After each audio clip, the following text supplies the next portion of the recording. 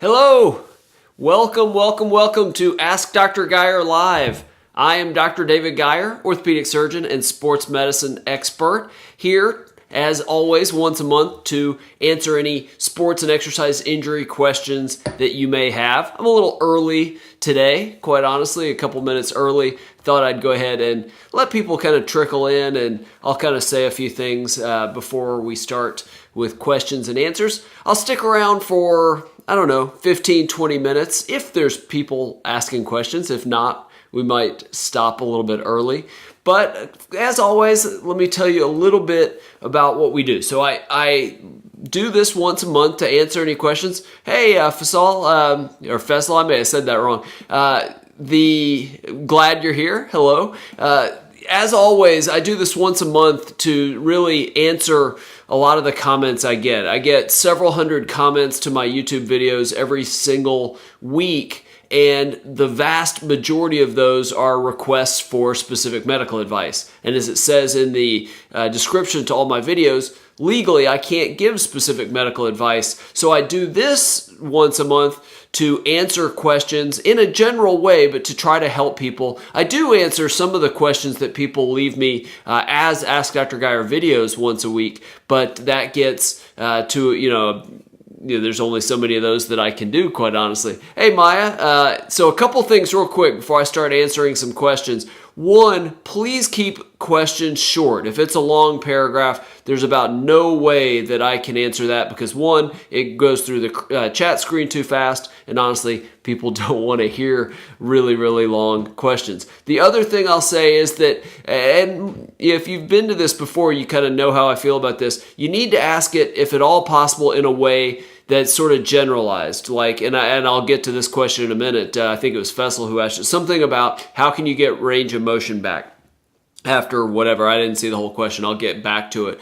But that's a good way to ask. Not, I broke my ankle, I did this, and this, my MRI shows this, what should I do? Because I can't answer that. So you can ask things like, what type of ACL graft do you prefer and why? What are the benefits of early surgery or no surgery for this or that injury, but in general ways. And I know I harp on that a lot, but I'm not your doctor. I'd love to be, but I'm not. So you're welcome to come to see me in Charleston, South Carolina, but that's probably not feasible for most of you. So this is meant for general information and educational purposes only, because I haven't seen you and examined you and looked at x-rays or MRIs. So just kind of keep that in mind. All right. So I did say I would do Faisal's question or whoever. No, it was Jada. I'm sorry, Jada. Thanks for being here. How can you get range of motion back after surgery? So that's a really good question. And there's a couple things to think about with getting motion back, whether it's your knee, whether it's your shoulder, elbow, ankle, things like that. First and foremost, a lot of times it depends on specifically what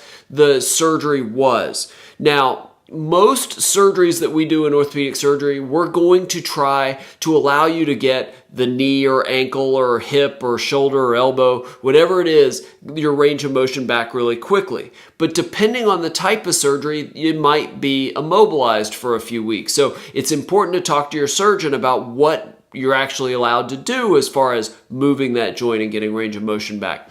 But assuming that you are allowed to get range of motion back, your surgeon may say, hey, here's some exercises to work on. I do that with sort of routine knee arthroscopies, arthroscopic knee surgeries. Sometimes, though, if it's a bigger surgery, be it a fracture, be it a ligament reconstruction, shoulder stabilization, rotator cuff repair, all sorts of different, more complex surgeries, I think it can be really, really helpful to work with a physical therapist. Yes, they're going to show you some things that you can work on your own, but a lot of times you need their help to push you harder than you can push on your own. They may help with getting the swelling down, getting the inflammation down, getting the pain a little bit better as well, which helps with range of motion. But I think that they can get your motion back a whole lot better than you can on your own, especially in situations where that you may have to get your range of motion back very quickly, because if you don't, then it may not come back very well at all. ACL reconstruction is a good example of that. You've got about 4 weeks to get full knee extension. After that, it can be really, really hard. So Jada, thank you for that question. I hope that was helpful. Sorry about that. Let's see here. Maya, tips for high schoolers that are interested in pursuing sports medicine. All right, so I'm going to give you my thoughts on that. I will preface this by saying that I can't go into as much detail about it here as I can in some other formats. I actually have an ebook, and I think it's like $10. It's about 25, 30 pages, I can't remember, that I wrote. I got some advice from athletic trainers that I know, from physical therapists that I know. Obviously, I know orthopedic surgery. I talked to primary care sports medicine about what's involved. Should you volunteer? Should you rotate? What classes to take? What majors to take? What the schooling's like? So definitely check that out. For a high school student, I think what I would do is I would try to find out if this is what you really want to do. And the way to do that is to spend time doing it. If you're at a high school where you have athletic trainers, see if you can be a student athletic trainer. And if you don't have student athletic training, then at least see if you can shadow the team doctor on the sidelines for some Friday night football games or basketball games, or see if you can work with the athletic trainers. Maybe you volunteer in a local physical therapy clinic, things like that. If you like it, it seems like something that you really want to do, then figure out, all right, where should I go to college based on, do I want to be an athletic trainer or physical therapist, things like that, and then get really, really good grades. I think grades and spending a lot of time in the field are ways to do it. It's a great profession. I love it. I would recommend it highly, but it's a lot of work. So make sure that that's something that you really want to do. Faisal, like I told you, I don't know if, so he asks, had ACL surgery a month ago, feel like my knee's a little loose, is it normal? I can't tell you that. You're really going to have to talk to your doctor because I can't examine you. A lot of times with ACL surgeries, it may feel a little loose because people don't have their quad strength back, and so that can make it feel like it's loose, but it's not typically unstable, meaning that ACL is not doing the graft is not doing what it's supposed to do, and the knee's unstable. So, having said that, okay, well, shoot, I just missed one. Irish countryman, what are the risks of arthritis after ACL surgery? All right, no, that's a really good question. Thanks for being here, and thanks for sharing that, Irish countryman. I'd say your name, but I don't know what it is. So let me answer your question second to the first part of what needs to be said with that. Okay. One of the misconceptions with ACL surgery is that it prevents arthritis, and that is somewhat true, but not completely true. The argument is this: if you have a torn ACL, your knee is unstable, and it can give way. So, where's my knee model? Hold on a second. Let me show you my handy-dandy knee model here. So if you tear your ACL, the ACL is this ligament in the center of your knee, right there. And it prevents your shin bone from shifting out of place from your thigh bone, your femur. And the thing about that is it does that very well. And so if you tear your ACL, your knee's unstable, you could do more damage to the meniscus, you could do more damage to the articular cartilage. That's the cartilage lining on the ends of the bone, and those things, the meniscus tear, the articular cartilage damage, can lead to arthritis. Now, the purpose of that surgery is to stabilize the knee, prevent secondary damage to the knee, and let you play sports or do activities that involve running or cutting, things that need stability of the knee. It doesn't inherently prevent arthritis. Now, we know that if you do ACL surgery, you're still 20 years from now at risk for arthritis more than, say, in your other knee where you didn't have an ACL tear. But it's still a lot lower chance of developing arthritis than if you don't have surgery. I don't know the exact numbers. There's different studies that have different numbers. Typically, your risk of arthritis, I think, is about 10 times greater than your non-injured knee if you don't have surgery, and it's about 4 times more likely if you do have surgery. So it's still better than not having surgery, but it's not a guarantee that you won't develop arthritis 20 years down the road. It does very well for helping to get people back to what they love to do, but inherently it doesn't prevent arthritis. All right, let's see. Is there any money in sports injury medicine? There probably is. Depends on, I guess, necessarily what your definition of a lot of money would be. Surgeons typically get better compensated because we see lots of patients in the office and we're doing surgeries. Physical therapists do very well. Athletic trainers can do very well. Their challenge is that they work lots of nights and weekends, which can be tough. Team doctors do too, but that can be something to think about, among anything to think about. Tony, my son, is doing biomedical science, and I think that's great. That's really good. So maybe that's why he's asking about, is there any money in it? Maya, after I tore my labrum, I had to go through physical therapy. I knew for sure sports medicine is what I wanted to pursue. I'll definitely check out the ebook. Yeah, I hope that's helpful. Here's the thing, and this is partly why I do the YouTube videos and why I do these Ask Dr. Geier lives, why I do my website that gets 150, maybe up to 200,000 unique monthly visitors reading my articles every month. I love helping people get back to what they love to do. Orthopedic surgery and sports medicine and doing arthroscopic surgeries is great because you can put things back together, make new ligaments. It's really great. It's a lot of fun doing the surgeries. But the clinics are what I really enjoy. Being able to tell somebody that they're now cleared to go back to what they love to do and seeing the excitement on their face is so rewarding. So I would tell you, sports medicine is a great field. It's a lot of work. We all see the doctors run out on the field, during an NFL game or something, and it looks glamorous. And maybe parts of it are, but the vast majority of it's a lot of hard work. But I'll tell you, it's worth it. So, Maya, I hope that goes well. Tony, I don't know the educational system in England. I will tell you, I apologize for that, but I'm not there. So it may be a little different. Their team physician things are fairly similar, at least, from what I know about the English Premier League, but I can't.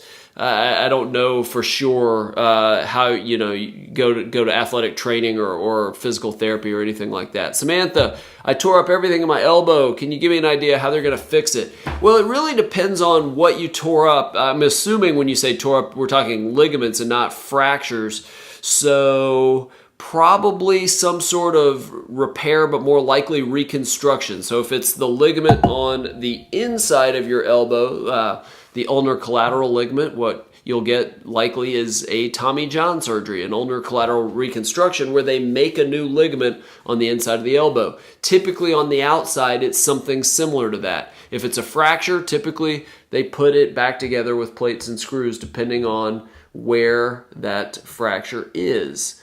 Jada, is it normal to have worse pain at night than during the day after knee surgery? How can you control that other than medication icing and elevation? That's an interesting question, and I don't think there's anything inherent about it's nighttime versus daytime and your biorhythms are different or anything like that. I think that a lot of people do get a lot more swelling, a lot more discomfort at night because during the day they've been up and around more than they are at night, so it's more swollen, the muscles are sore, things like that. So I think if there is a relationship from the thousands of surgeries I've seen, the people that have mentioned it, it's usually because they've been back at school or they've been back at work, something like that has caused them to hurt a lot. Irish Countryman, thanks for your answer. I got my medical reports that says there's a complete ACL tear. I hope that goes well. I wouldn't, and again, this is not advice. I will tell you, I can't give you specific advice, but I'm still a big fan, even if there is a risk of arthritis, as I said before. I'm a big fan. If you're an active person trying to get back to active things, sports and exercise, I think surgery is typically a good idea for most people. All right, there's a couple people I told I would answer their questions today, so hopefully you're watching. Madison asks, hi, I'm under 18, getting my first injection tomorrow in both of my knees. My doctor told me I'd be getting a shot in both knees every week. Does that sound safe? And what she's getting at is that was in response to a video where I was talking about cortisone shots and the concern that cortisone can actually soften articular cartilage. So that's the cartilage lining on the ends of the bone. It's this blue stuff here. And it's not blue in the knee, it's white in the knee, but it's blue on my model. But that's the white stuff on the end of the chicken bone. And there's thought that if you do cortisone after cortisone after cortisone, that cartilage will start breaking down faster than if you didn't do it. We don't know if there's that much risk to one injection, but if you do it over and over again. Now, I'm not a huge fan of cortisone in younger people, under 40, maybe even under 50. And typically when you're talking about one injection a week for 3 weeks, that's a different type of injection. That's something like Synvisc or Euflexa or Hyalgan. Viscosupplementation is the term for that. It's where we make,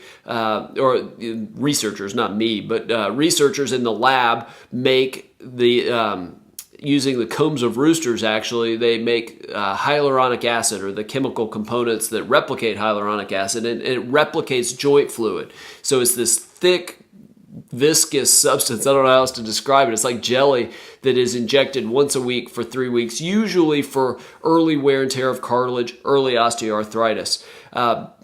Could also be platelet-rich plasma. There are some doctors, and occasionally I'll do this, where I will do 3 consecutive PRP injections. Again, it depends on the treatment and what the injury is, but that's kind of a thought for injections. So say what you want as far as cortisone in younger people. Mary, I have meniscus tears, both sides of my knee, some bumps and bones. Is that what caused me to feel unstable when walking? Yeah, like I was saying earlier, Mary, I don't know. It's hard for me to give specific medical advice because I can't examine your knee and have a good answer to what that would be. This is my general thought about people feeling like their knee is buckling or giving way. Sorry, I bumped into the tripod there. The knee's giving way after knee surgery. A lot of times what happens is the knee swells. Sorry, I put my water bottle down. The knee swells up really big. Arthroscopic knee surgery, you run all this fluid through it. That's what helps you see. And then now the knee's all swollen. If the knee's all swollen, what that does, there's a reflex inhibition of your quads when your knee is swollen. And this is true after an injury, not even after surgery. But if you have a swollen knee, your quads shut down a little bit. If your quads aren't firing as efficiently as normal, if they're a little weaker than normal, then you get this subjective feeling that your knee is unstable. It's not that it's truly loose and unstable and the knee's shifting out of place. It's more quad weakness. So that's why a lot of times we will, after even what are supposed to be fairly short routine arthroscopic knee surgeries, have somebody work with a physical therapist. One, have you work a lot, have the patient work a lot to get the swelling down, but then also work really, really hard to get their quad strength back. So, all right. Don't have any new questions, so I'll answer another one that somebody wanted me to answer today. And then if you guys have any last questions, get them in this last few minutes. Kim asks, I broke my fibula last month. My question is, do I need to remove the syndesmotic screw or not? Will it bother me on day-to-day activities? So I answer this, again, it's not specific advice, but this is a good sort of important point for anybody that has an ankle fracture that had surgery. A lot of times if the bones are broken on both sides of the ankle and there's widening of the space for the ankle joint, the lower bone, the talus, you have to stabilize that. A syndesmotic screw, what that means is it's a screw that goes usually through the plate all the way across the fibula, the long bone on the outside of the ankle, into the tibia. Now, if that fracture heals, you start walking on it, eventually that screw will break. Now, a lot of people say, well, that's not really a big deal, just let it break. I'm not a big fan of leaving hardware in that's broken and not doing anything. So a lot of surgeons routinely around 6 weeks after surgery will go in a really short surgery and take that one screw out that's crossing the bones. Now, and I would normally do that, especially for active people. But having said that, there are newer devices that people are using that aren't screws, but they're basically sutures with buttons that basically hold those two bones together. But they can stay in place because that's not going to break. It's not rigid. It's not stainless steel or titanium. So that's something to think about potentially if you need a syndesmosis screw. It gets into a long discussion of the type of ankle fracture, but could be some important things, I should say, to talk to your surgeon about before surgery. All right, Richard. Hi, doctor. Will I be able to squat after hip replacement? Yes, typically people can squat after hip replacements. I'm not a joint replacement surgeon, so I don't do a lot of that. There are some restrictions on certain ranges of motions. It's typically what we talk about internal rotation, which is, I don't know how to show you this, but basically sort of turning if you're sitting in a chair, turning your knees in sort of a knock-kneed position. But typically, yes, you're going to squat. You may not have all the range of motion that you have when you're completely healthy, but you should have enough to be able to do most of what you want to do. All right, a couple more, and then we will go from there. Samantha, they said I have bursitis, biodistal, triceps muscle strain, joint effusion. Yeah, oh, you're welcome, Richard. Yeah, I don't know what the surgery would be for those, Samantha. I'm not sure, just with bursitis, triceps strain, that any of that would need surgery, so there's probably more to that. Last one I'll answer tonight. Fessel, what kind of ACL graft has too much benefit? So I don't know about any of them having too much, but they're all pros. They all have pros and cons, and this will be kind of a good place to stop for the night, because this will be sort of a detailed answer. So there's different grafts. There's two categories. There's autografts and allografts. I personally am very, very much biased and in favor of using autografts or tissue from the patient's knee as opposed to cadaver grafts or allografts that come from a donor. There are multiple studies that show higher failure rates, especially the younger you are, but higher failure rates in allografts or the cadaver grafts. It's not to say there aren't times to use them, but typically for high-level athletes and really active people, most sports medicine orthopedic surgeons, at least here in the United States, are pretty strongly in favor of autografts. Now, among autografts, you can use part of your patella tendon, you can use one or two of your hamstring tendons, you can use your quad tendon. There's different ways to do it. I personally like the patella tendon with the piece of bone attached on either side, but hamstrings can have good outcomes, quad tendons can have good outcomes. They have cons, so you kind of need to know that. Patella tendons tend to have a little more discomfort toward the front of the knee. Hamstrings sometimes have discomfort in the back of the thigh down the road. Quad tendons, maybe a little bit of pain in the front of the knee too. Most of that you can rehab through. So there may be some patient-specific pros and cons. Quad tendon may be better for some people and worse for others. People that do a lot of jumping or a lot of kneeling, it's thought maybe aren't great patella tendon candidates, things like that. So definitely some pros and cons to think about, but they're worth talking to your doctor about. Again, my bias is autograft and not having allografts, but that's just what I think. Fessel, you're welcome. All of you, thank you for being here. As I always say, really, really appreciate that you come and you ask questions. I very much appreciate that you watch my videos and you leave comments. Make sure, if you don't already, make sure you subscribe so they get delivered directly to you. And if you ring the notification bell, you'll be notified when I'm online for this, as well as when new videos dropped. Very, very grateful that you watch and that you ask questions and you interact. Makes me love what I do. So very, very much appreciate your time. You guys have a terrific night. I will be back here next month and we'll do another one of these sessions. And again, if you leave questions in the comments to my videos, I might use your question in an upcoming Ask Dr. Geier video. You guys have a terrific night.